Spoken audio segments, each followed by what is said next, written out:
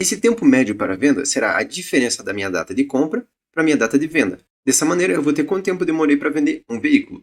Depois que eu tiver todos esses meus dados aqui, eu vou selecionar todo esse meu intervalo e então fazer a média dele. Para que eu tenha diferença entre essas minhas datas, eu vou fazer o seguinte: em vez de deixar esse 1 aqui na minha forma, eu vou substituir ele pela diferença dessas minhas datas. Como é que eu faço isso? Eu vou deletar essa informação aqui, vou abrir um parênteses só para garantir, e vou colocar a data de venda menos a minha data de compra. E fecho o parênteses. Sendo assim, eu tenho quantos dias que eu demorei para realizar cada uma dessas vendas. Agora eu posso vir aqui em cima, copiar esse intervalo daqui, e vou fazer a mesma substituição nessas duas décadas aqui.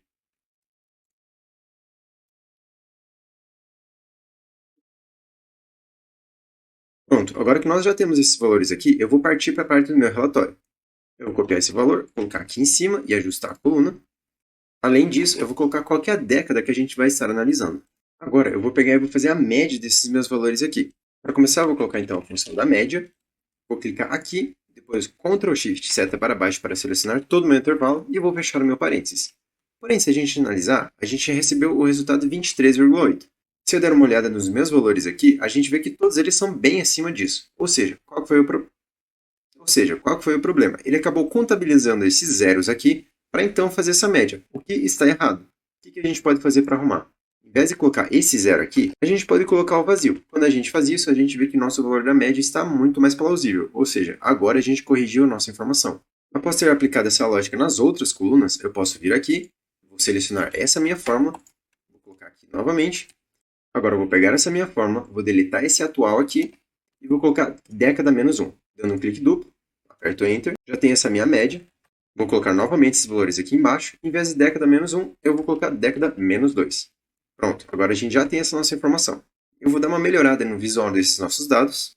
E agora nós já temos essa nossa informação segmentada. Agora que nós já temos essa nossa informação, a gente pode começar a utilizar ela para a tomada de decisão no futuro. Por exemplo, se a gente for verificar aqui, o que mais consumiu o tempo para que a gente conseguisse realizar a venda são os veículos da década anterior. Ou seja, a gente levou em média 145 dias para vender cada um desses veículos, o que é um tempo muito alto.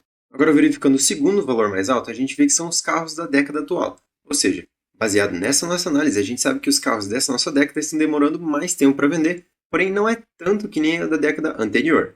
E os carros que a gente costuma vender mais rápido são esses da primeira década que a gente analisou, ou seja, de 1990 até 2003. Essa informação sozinha pode não ser um bom indicador para que você utilize para a compra dos próximos veículos. Por quê? Se a gente for analisar apenas pelo tempo de venda, a gente pode não estar olhando para todo o cenário, porque às vezes a gente pode demorar até mais tempo para realizar a venda desses veículos aqui. Porém, o valor que a gente ganha em cada um desses carros pode ser muito mais alto. Então, por mais que a gente demore mais tempo para vender eles, porém a gente tem uma margem maior, é justificável. Por isso é importante que você veja todos os fatores que são importantes. Nesse caso, o que realmente vai importar para você é ver como que você vai maximizar os seus lucros. Você pode alinhar essa sua informação aqui com o valor médio de venda, por exemplo, dos carros dessa década, para verificar quais que são mais rentáveis e como que você vai conseguir ter um lucro maior no final do mês. E com essas informações, você define que tipo de carro que você vai acabar comprando no futuro para continuar revendendo.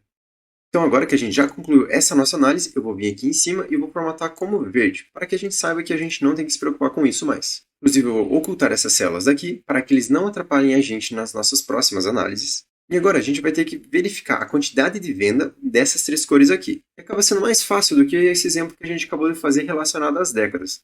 Porque o que a gente vai ter que fazer? Vamos criar um cabeçalho para cada uma das cores, e então fazer a contagem desses valores.